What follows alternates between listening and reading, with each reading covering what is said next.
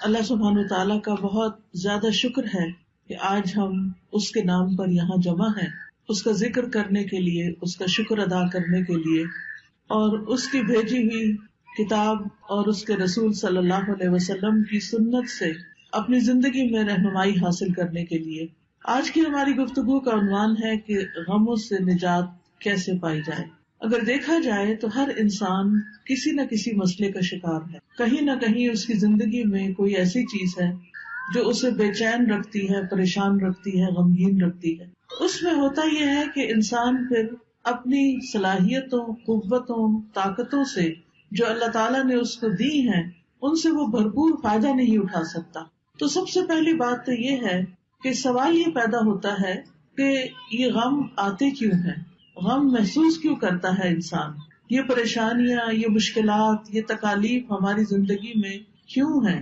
تو اس سلسلے میں جب ہم قرآن مجید کی طرف رجوع کرتے ہیں تو پہلی بات ہمیں یہ پتہ چلتی ہے کہ اللہ تعالیٰ نے انسان کو امتحان کے لیے پیدا کیا، اس لیے وہ اس انسان پر طرح طرح کی آزمائشیں اور مشکلات بھیجتا رہتا ہے تاکہ وہ دیکھے کہ انسان ان میں کرتا کیا ہے، انسان کا طریقہ کیا ہے۔ قرآن مجید میں آتا ہے سورۃ الملک، جو ہر روز رات کو آپ پڑھتے ہیں، کیونکہ نبی صلی اللہ علیہ وسلم رات کو سورۃ الملک اور سورۃ الف لام میم السجدہ پڑھے بغیر سویا نہیں کرتے تھے، یہ آپ کی سنت ہے۔ یہ سورت قبر کے عذاب سے بچانے والی بھی ہے۔ اس سورت کے شروع میں اللہ تعالیٰ فرماتے ہیں تبارک الذی بیدہ الملک وہو علی کل شیء قدیر الذی خلق الموت والحیاۃ لیبلوکم ایکم احسن عملا وہو العزیز الغفور۔ بہت بابرکت ہے وہ ذات جس کے ہاتھ میں کائنات کی بادشاہت ہے اور وہ ہر چیز پر قادر ہے۔ وہو علی کل شیء قدیر الذی خلق الموت والحیاۃ لیبلوکم، اس نے موت اور زندگی کو بنایا تاکہ تمہارا امتحان لے، تمہیں آزما کر دیکھے، کیا ایکم احسن عملا، کہ تم میں سب سے اچھے کام کون کرتا ہے۔ وہو العزیز الغفور، اور وہ زبردست ہے، غالب ہے، بخشش فرمانے والا ہے۔ تو اس سے یہ پتہ چلتا ہے کہ یہ زندگی ایک امتحان ہے، اور امتحان ایک مشکل چیز ہوتی ہے۔ اس میں ہمیشہ انسان کے حالات اس کی مرضی کے مطابق نہیں ہو سکتے، اس پر کہیں نہ کہیں سے کوئی نہ کوئی ایسی آزمائش، کوئی امتحان، کوئی تکلیف، کوئی تنگی آتی رہے گی تاکہ یہ دیکھا جائے کہ انسان کرتا کیا ہے، کیا پھر بھی یہ اللہ سے راضی رہتا ہے، کیا پھر بھی یہ اللہ کی طرف رجوع کرتا ہے، کیا یہ واقعی اللہ کا بندہ بن کے رہتا ہے، یا اس آزمائش کی گھڑی میں پھسل جاتا ہے اور شیطان جو ہر وقت اس کو اچکنے کے لیے تیار ہے وہ اس کا نوالا بن جاتا ہے۔ پھر اسی طرح یہ بات بھی یاد رکھنی چاہیے کہ انسان پر بہت سی تکلیفیں اس کے اپنے اعمال کی وجہ سے ہی آتی ہیں۔ سورۃ الشورى میں اللہ تعالیٰ فرماتے ہیں وَمَا أَصَابَكُم مِّن مُّصِيبَةٍ فَبِمَا كَسَبَتْ أَيْدِيكُمْ وَيَعْفُو عَن كَثِيرٍ، اور جو بھی تمہیں کوئی مصیبت پہنچی تو وہ اس وجہ سے ہے جو تمہارے ہاتھوں نے کمایا، یعنی تمہارے اپنے اعمال کی وجہ سے تمہارے لیے بہت سی مشکلات کھڑی ہوئی ہیں، اور وہ بہت سی چیزوں سے درگزر کر جاتا ہے، یعنی ان پر تو وہ سزا دیتا بھی نہیں، ان پر تو وہ تمہیں کسی پریشانی میں مبتلا نہیں کرتا، بلکہ تمہارے گناہوں کے باوجود، تمہاری زیادتیوں کے باوجود بھی وہ تمہیں اپنی عنایتوں اور نوازشوں سے معمور رکھتا ہے۔ پھر اسی طرح یہ ہے کہ انسان بعض اوقات اللہ کی عبادت سے منہ موڑتا ہے، اللہ کے ذکر سے منہ موڑتا ہے تو اس پر کوئی تکلیف آ جاتی ہے، کیونکہ اللہ نے ہمیں اپنی عبادت کے لیے پیدا کیا ہے۔ سورۃ الذاریات میں آتا ہے وَمَا خَلَقْتُ الْجِنَّ وَالْإِنسَ إِلَّا لِيَعْبُدُونِ، کہ میں نے جن و انس کو اپنی عبادت کے لیے پیدا کیا ہے۔ تو انسان جب اللہ کی عبادت سے منہ موڑ کر دنیا کا بندہ بننے لگتا ہے تو اللہ تعالیٰ اس کو واپس اپنی طرف لانے کے لیے کسی تکلیف میں مبتلا کرتا ہے تاکہ یہ بندہ اللہ کو یاد کرے۔ اور جو شخص مستقل طور پر اللہ سے روگردانی کر لیتا ہے اللہ کی یاد سے، تو اللہ تعالیٰ اس کے لیے دنیا کی زندگی بھی تنگ کر دیتے ہیں۔ اللہ تعالیٰ کا فرمان ہے سورۃ طٰہٰ میں وَمَنْ أَعْرَضَ عَنْ ذِكْرِي فَإِنَّ لَهُ مَعِيشَةً ضَنْكًا وَنَحْشُرُهُ يَوْمَ الْقِيَامَةِ أَعْمَىٰ، جو کوئی میرے ذکر سے منہ موڑے گا میں اس کی زندگی تنگ کر دوں گا اور قیامت کے دن اس کو اندھا اٹھاؤں گا، یعنی اس کی صرف یہ زندگی ہی نہیں پریشانیوں والی ہوگی بلکہ آگے بھی بڑی پریشانی ہے، یعنی اس کے لیے بہت بڑی مشکلات ہیں اگلی زندگی میں بھی. لیکن وجہ کیا ہے؟ وجہ ہے اللہ کے ذکر سے منہ موڑنا، اللہ کی یاد کا زندگی میں نہ ہونا. یہ انسان کے لیے پریشانی کا باعث بنتا ہے. سورۃ الزخرف میں اللہ تعالیٰ فرماتے ہیں مَن یعش عن ذکر الرحمن نقیض لہ شیطانا فہو لہ قرین. جو شخص رحمان کے ذکر سے آنکھیں بند کر لیتا ہے ہم اس پر شیطان مسلط کر دیتے ہیں جو اس کا ساتھی بن جاتا ہے، اور شیطان پھر اس کو اللہ کے راستے سے روکتا ہے. جب انسان اللہ کا راستہ چھوڑ دیتا ہے اور اللہ کی نافرمانیاں کرنے لگتا ہے تو اللہ تعالیٰ پھر اس پر کوئی نہ کوئی امتحان بھیج دیتا ہے تاکہ یہ بندہ سوچے، غور کرے اور واپس اللہ کی طرف پلٹے. جب انسان اللہ کی عبادت سے روگردانی کرتا ہے تو دنیا میں بھی محتاجی کا شکار رہتا ہے، خواہ اس کے پاس بہت کچھ بھی ہو لیکن اس کے دل کی محتاجی اور پریشانی نہیں جاتی. حدیث میں آتا ہے اللہ سبحانہ وتعالیٰ فرماتے ہیں، حدیث قدسی ہے، صحیح ترمذی کی روایت ہے، اے ابن آدم تم اپنے آپ کو میری عبادت کے لیے فارغ کر لو، میں تمہارے دل کو بے نیازی سے بھر دوں گا اور تمہاری محتاجی دور کر دوں گا. یعنی تم میری عبادت کے لیے وقت نکالو تو میں تمہارے دل کو غنی کر دوں گا. حالات تو نہیں بدلتے مگر دل کی حالت بدل جاتی ہے اللہ کی عبادت سے. دل مضبوط ہو جاتا ہے، دل کے اندر اللہ کا توکل آتا ہے، دل کے اندر ایسا یقین آتا ہے کہ انسان کو بڑی بڑی مشکلات بھی معمولی لگتی ہیں. اور جب دل میں ایمان نہیں ہوتا، توکل نہیں ہوتا، یقین نہیں ہوتا، امید نہیں ہوتی، مایوسی ہوتی ہے تو رائی بھی پہاڑ لگتی ہے. اور اس طرح مشکلات اور مصیبتوں کے پہاڑ ہر طرف اس کو کھڑے نظر آتے ہیں. تو اس کا حل کیا بتایا کہ اگر تم عبادت کرو گے تو میں تمہارے دل کو بے نیازی سے بھر دوں گا، تمہاری محتاجی دور کر دوں گا. لیکن اگر تم ایسا نہیں کرو گے تو میں تمہارے دونوں ہاتھ کاموں میں مشغول کر دوں گا اور اس کے باوجود تمہارا فقر دور نہیں کروں گا. یعنی تم سارا دن کام کرو گے، محنت کرو گے، لیکن پھر بھی تمہاری محتاجی اپنی جگہ کھڑی رہے گی کیونکہ وہ دل کی محتاجی ہوگی نا، دل کے اندر پریشانی ہوگی. تو یاد رکھیے کہ صرف دنیا کی فکر کرنے سے معاملات سلجھنے کی بجائے بگڑنے لگتے ہیں. صرف دنیا دنیا دنیا، ہر وقت صبح اٹھتے ہی دنیا کی فکر، دن کو دنیا کی فکر، رات کو سوتے ہوئے دنیا کی فکر. تو رسول اللہ صلی اللہ علیہ وسلم نے اس کے بارے میں فرمایا جس شخص کا مقصد اور پریشانی یا غم دنیا کا ہو اور وہ دنیا کا ہی ہو کر رہ جائے اور وہ اسی کی نیت رکھتا ہو تو اللہ تعالیٰ اس کا فقر اس کی آنکھوں کے سامنے کر دیتے، یعنی پھر اللہ تعالیٰ بھی اس کو اس کے حال پر چھوڑ دیتے. وہ دنیا کے لیے زیادہ کنسرن ہے، زیادہ فکر مند ہے تو اللہ تعالیٰ اس کو اسی کے حوالے کر دیتے ہیں اور اس پر اس کے معاملات بکھیر دیتے ہیں. اس کو سمجھ نہیں آتا کہاں سے شروع کروں اور کہاں پر ختم کروں، اور اس کو اس سے اتنا ہی ملتا ہے جو اس کے لیے لکھ دیا گیا ہو. اور جس شخص کا مقصد اور حرص آخرت ہو اور وہی اس کا ہدف بن جائے اور وہ اسی کی نیت کرتا ہو، یعنی اس کا ہم و غم آخرت ہے کہ کل کیا ہوگا، دنیا کی زندگی تو گزر جائے گی، میرا کل کو کیا بنے گا جب میں اللہ کے حضور پیش ہوگا، وہاں میرا ٹھکانہ کیا ہوگا. جو شخص اس فکر میں مبتلا ہو جاتا ہے تو اللہ تعالیٰ اس کے دل میں غرار ڈال دیتے ہیں، دنیا کی طرف سے اس کا دل مطمئن کر دیتے ہیں، اس کے معاملات کو یکجا کر دیتے ہیں اور اس کو پھر اپنی حاجتوں کے لیے بھاگنا نہیں پڑتا، دنیا ذلیل ہو کر اس کے پاس آتی ہے. تو اس لیے ہم سب کو یہ دیکھنا چاہیے کہ ہم کس چیز کے لیے زیادہ فکر مند ہیں. دنیا تو چند دن کی ہے، دنیا کی حیثیت تو مچھر کے پر برابر بھی نہیں. دنیا کا بڑے سے بڑا نقصان ایسا ہی ہے جیسے مچھر کا پر ٹوٹ کے گر گیا ہو، لیکن اصل نقصان، اصل مشکل، اصل پریشانی تو آخرت کی پریشانی ہے جس کے لیے ہم سب کو فکر مند ہونے کی ضرورت ہے. دنیا کی فکر کرنے والے سے رب کی بے نیازی ہوتی ہے. نبی صلی اللہ علیہ وسلم نے فرمایا جو اپنے غموں کو ایک ہی غم بنا لے، جو اپنے غموں کو ایک ہی غم بنا لے اور وہ آخرت کا غم ہو تو اللہ اس کے دنیا کے غموں سے اسے کفایت کرے گا، اس کے دنیا کے غم دور ہو جائیں گے. اور جس کو پریشانیاں ادھر ادھر بھٹکا کر لے جائیں اللہ اس کی پرواہ نہیں کرے گا کہ وہ دنیا کی کس وادی میں ہلاک ہو کر دیتا ہے. تو اس لیے غموں سے بچنے کا، غموں سے نجات کا اصل طریقہ کیا ہے کہ دنیا کی بجائے آخرت کی فکر زیادہ لگا لی جائے. یاد رکھیے جہاں دنیا کی حرص زیادہ ہوتی ہے، دنیا کی محبت زیادہ ہوتی ہے، وہاں اللہ کی محبت میں کمی آ جاتی ہے، وہاں پر اللہ کی محبت میں کمی آ جاتی. نبی صلی اللہ علیہ وسلم نے فرمایا قیامت قریب آ چکی ہے، لیکن لوگوں میں دنیا کی ہی ہرس بڑھے گی، یعنی جتنی جتنی قیامت قریب آ رہی ہے اتنی اتنی دنیا پھیلتی جا رہی ہے ان کے سامنے، اور اس کی محبت اور اس کے پیچھے بھاگنا اور زیادہ بڑھتا جا رہا ہے، اور اللہ سے دوری میں ہی اضافہ ہوگا۔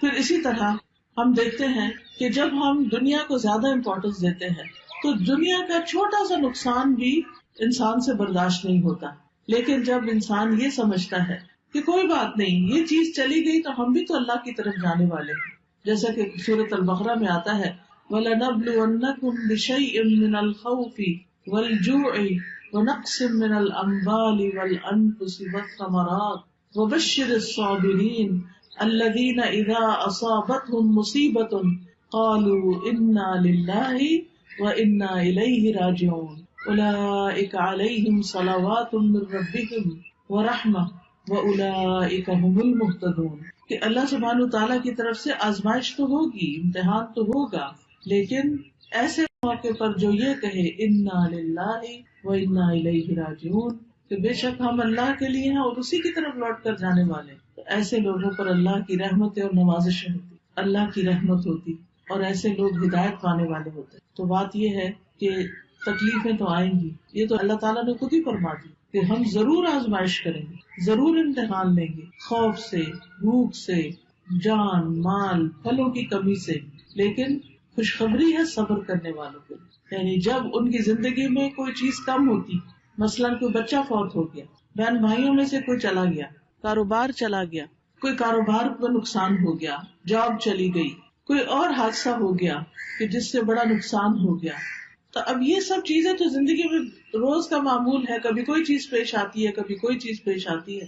تو بتایا گیا کہ وہ ایسے موقع پر کیا کہتے ہیں اور کیا کرتے ہیں، انا للہ و انا الیہ راجعون، یعنی وہ اللہ کی طرف رجوع کر لیتے ہیں، اور صبر کے ساتھ کیا کہتے ہیں کہ بے شک ہم بھی اللہ کے لیے اور اللہ ہی کی طرف واپس جانا ہے۔ یعنی جو ہمارا کوئی رشتہ دار چلا گیا یا مال چلا گیا یا کوئی اور، یعنی کہ کوئی کھیتوں میں یا کاروبار میں یا کسی کیے ہوئے کام میں کوئی نقصان ہو گیا، تو وہ کہتے ہیں اس میں بھی کوئی خیر ہوگی، اس میں بھی میرے لیے اجر ہے، اس میں بھی کوئی بھلائی ہے، میرا کوئی پیارا چلا گیا لیکن میں اللہ سے امید نہیں چھوڑوں گی، کیونکہ اللہ ہے نا۔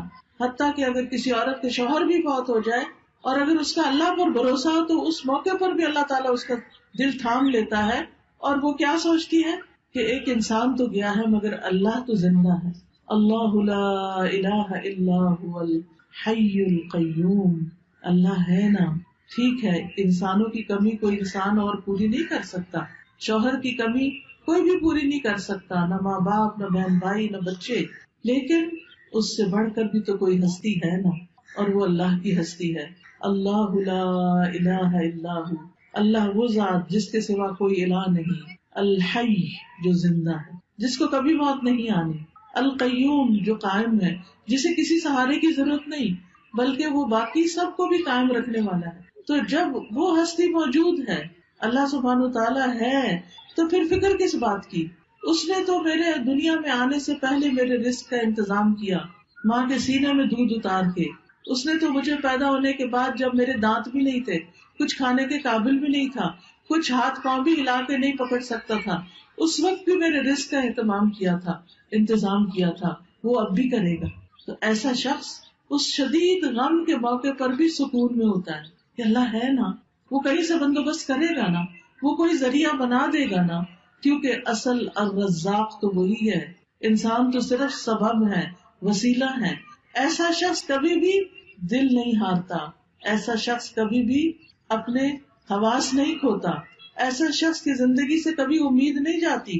اور آپ نے دیکھا ہوگا کہ کتنے ہی بچے ہیں جو یتیم پلے ہیں، لیکن وہ بڑے بڑے لوگوں سے آگے نکل گئے، دنیا کی بڑی بڑی مشہور ہستیاں بن گئے۔ باپ کی کمی سے ان کی زندگی میں سب کچھ ختم نہیں ہو گیا، اللہ نے دوسرے ذرائع سے ان کی مدد کی، کیونکہ اصل اسباب تو اللہ کے ہاتھ میں ہے اور تمام چیزیں وہی پوری کرنے والا ہے۔ یاد رکھیے، اللہ کے پاس ہر مسئلے کا حل ہے، وہ ہر چیز پر قدرت رکھتا ہے۔ لہذا رنج اور غم سے، مشقت اور پریشانی سے نجات پانے کے لیے سب سے پہلا کرنے کا کام کیا ہے؟ اللہ پر بھروسہ، اللہ سے مضبوط تعلق، اللہ پر ایمان، یقین، توکل، اس سے امید، اسی کا ڈر اور اسی کی طرف لوٹ کر جانے کی فکر. یاد رکھیے دنیا کے سارے خزانے اللہ کے ہیں، سارے خزانوں کا مالک وہ ہے. وَلِلَّهِ خَزَائِنُ السَّمَاوَاتِ وَالْأَرْضِ وَلِلَّهِ مُلْكُ السَّمَاوَاتِ وَالْأَرْضِ. آسمانوں کی بادشاہت، زمین کی بادشاہت ساری کی ساری اللہ کے پاس ہے. وَاللَّهُ عَلَى كُلِّ شَيْءٍ قَدِيرٌ. اور اللہ ہر چیز پر پوری طرح قادر ہے، پوری قدرت رکھتا ہے. لہذا کیا یقین رکھنا ہے کہ سارے خزانے تو اس کے پاس ہیں، مجھے اس سے مانگنے ہیں. لہذا انسان سب انسانوں سے نظر ہٹا کے اللہ سبحانہ وتعالیٰ کی طرف امید رکھتا ہے، اس سے مانگتا ہے. یا اللہ تو میرا رازق ہے، تو پتھر کے اندر ایک کیڑے کو بھی رزق پہنچاتا ہے، تو کیا مجھے نہیں رزق دے سکتا؟ آسمانوں زمین کی مخلوق کو دے رہا ہے، تو دن رات دے رہا ہے اور کوئی کمی نہیں واقع ہوتی تیرے رزق میں، تو کیا مجھے نہیں دے سکتا؟ تو مجھے بھی دینے والا ہے. لہٰذا جو شخص اللہ پر یقین رکھتا ہے وہ ہر غم، ہر تکلیف میں اللہ کی طرف رجوع کرتا ہے، اللہ کی طرف پلٹتا ہے، اور اس کو یہ یاد رہتا ہے کہ ہر مسئلے کا حل اللہ کے پاس ہے. اللہ سبحانہ تعالیٰ کے سامنے اپنی حاجتیں رکھے، سجدے میں رو کر پکارے اس کو کہ اللہ تو مدد کر. کوئی بھی مسئلہ ہے جو آپ کا، اس کو سامنے رکھے، کیونکہ اللہ تعالیٰ فرماتے ہیں اَمَّن يُجِيبُ الْمُضْطَرَّ إِذَا دَعَاهُ وَيَكْشِفُ السُّوءَ. بھلا کون ہے جو لاچار کی فریاد رسی کرتا ہے جب وہ اسے پکارتا ہے اور اس کی تکلیف کو دور کرتا ہے؟ کوئی اور ہے؟ نہیں، کوئی بھی نہیں. آپ دیکھیں کہ جب انسان غمگین ہوتا ہے، دکھی ہوتا ہے، پریشان ہوتا ہے، اس کی آنکھوں سے آنسو جاری ہوتے ہیں، تو پاس پڑے ماں باپ بھی سو رہے ہوتے ہیں، باقی دنیا بھی آرام کر رہی ہوتی ہے، ہر کوئی اپنے مسئلوں میں پریشان ہوتا ہے، لیکن آپ کا رب جاگتا ہے. لا تأخذہ سنۃ ولا نوم. نہ اس کو اونگ آتی ہے نہ اس کو نیند آتی ہے. سب سوتے ہیں لیکن وہ جاگتا ہے. وہ رات کو بھی، وہ دن کو بھی، وہ صبح بھی، وہ شام بھی آپ کی دعائیں سنتا ہے. لہٰذا اس کی طرف رجوع کرنا ہے. چھوٹی ضرورت ہو، بڑی ضرورت ہو، لوگوں کی طرف لالچ کی نگاہ سے نہیں دیکھنا کہ ان کے پاس بہت کچھ ہے، نہیں، اللہ کی طرف دیکھنا ہے. رسول اللہ صلی اللہ علیہ وسلم نے فرمایا جسے انتہائی شدید حاجت آ پڑے، یہ شدید ضرورت اس کو ہو جائے کوئی، اور اس نے اسے لوگوں پہ پیش کر دیا تو اس کی وہ حاجت دور نہ ہوگی. کہ لوگ اکثر کیا چاہتے ہیں کہ یہ بندہ جو پریشان ہے پریشان ہی رہے، وہ مدد نہیں کرنا چاہتے. لوگ عموماً دوسروں کو دکھی دیکھ کے خوش ہوتے ہیں. تو اس لیے جب کوئی ضرورت پیش آئے سب سے پہلے اللہ سے دعا کریں، پھر اللہ لوگوں کے دل میں ڈالے گا کہ وہ مدد کریں آپ کی.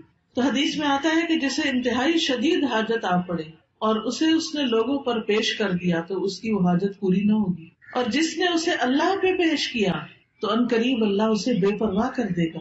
یا تو جلد ہی موت آ جائے گی، دنیا کے بکھیڑوں سے ہی جان چھوٹ جائے گی، یا جلد ہی غنی ہو جائے گا اور انسانوں کی ضرورت نہ رہے گی. آپ کو خوف آتا ہے کہ پتہ نہیں کیا ہوگا، پتہ نہیں بڑھاپے میں کون ہمیں دیکھے گا، ہمارے لیے روزی کا انتظام کیا ہوگا، ہماری ضروریات پوری کہاں سے ہوں گی. تو فوراً کہا کرے اللہ تو میرا رب ہے نا، تو ہی میرے سارے انتظام کرے گا، مجھے انسانوں سے نہیں، تجھ سے توقع ہے. انسانوں کے ہاتھ خالی ہیں، ہمارے ہاتھ میں تو تھوڑی دیر کوئی چیز ہو تو ہمارا دل کہتا ہے رکھ دیں. ایسے ہی ہوتا ہے نا، ہم اپنے ہاتھ بھر کے رکھ بھی نہیں سکتے، مٹھی میں کوئی چیز ہو چھوٹی سی بھی تو تنگ آ جاتے ہیں، وہ کہتے ہیں یہ کہیں رکھ دے. ہمارے ہاتھ خالی ہیں، خالی آئے تھے، خالی رکھنا پسند کرتے ہیں اور خالی جائیں گے. بھرے ہوئے ہاتھ تو اللہ کے ہیں، ان سے کیوں مانگتے ہیں جو خالی ہاتھ؟ ان سے کیوں توقع ہے جن کے پاس کچھ نہیں؟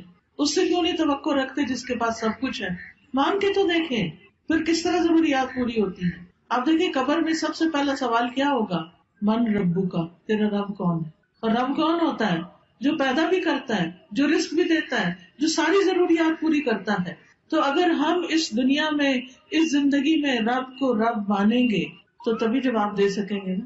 تو اکثر کہا کرے اللہ تو میرا رب ہے، تو ہے نا، تو یہ بھی کام کر دے گا میرا، تو یہ بھی مشکل آسان کر دے گا میری. زندگی میں کوئی مشکل ہی نہیں رہے گی جب آپ رب کو پکارتے رہیں گے، جب رب کو پہچان لیں گے تو کوئی غم نہیں رہے گا.